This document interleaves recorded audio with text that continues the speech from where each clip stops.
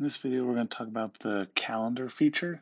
This is what automatically starts the ProPresenter, the intro video when service starts. So when we first started church, we would always have someone with their phone out, and that whenever service started, like right now we're starting at 10, whenever 10 o'clock came, they would have to hit this button, try and hit it exactly at 10 a.m.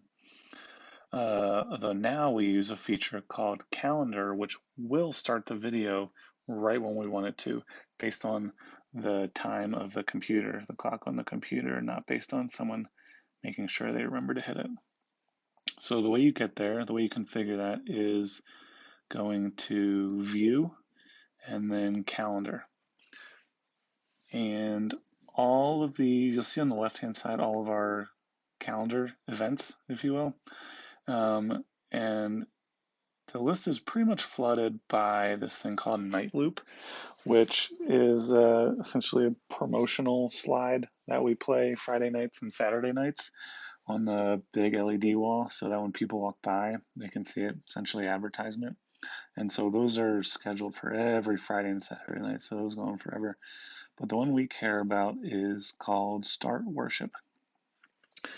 And when you go in here, what we do every week is we update the day, since you could technically set it up to repeat every Sunday, but we do this manually every week in case something different occurs. We don't want people to be surprised by, oh, I forgot to disable the automation. So we just do this one at a time, so it's more intentional.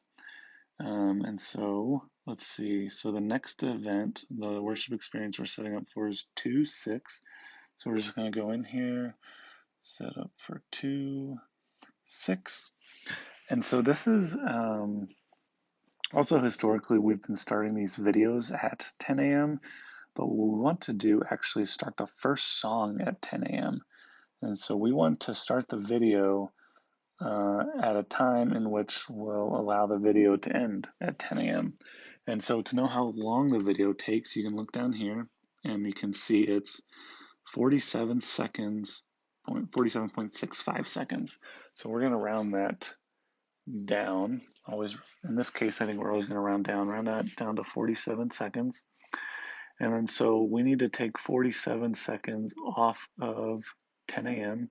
So that would be 9:59. Doing some math, I believe that's 13. 13 and 47 gets you 60.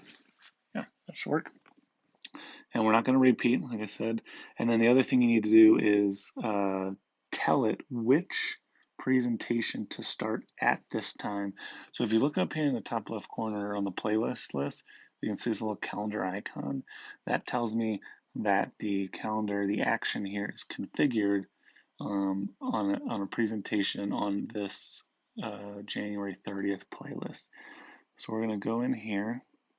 We wanted to trigger the 6th playlist, worship experiences. That's the playlist folder, and then we're gonna. You can see it starts pretty much this up and down. This order mimics the order on the left there. So we're gonna scroll down. There's the 30th, so you can see on the 30th we're checked here. But we want to do the 6th. So that is, and we don't want to pick the 6th. We don't want to pick the playlist because that'll start at the top. And remember, we have those rotating slides up there. And we don't want to do rotating slides. We want to start with the worship intro. So we're going to click that.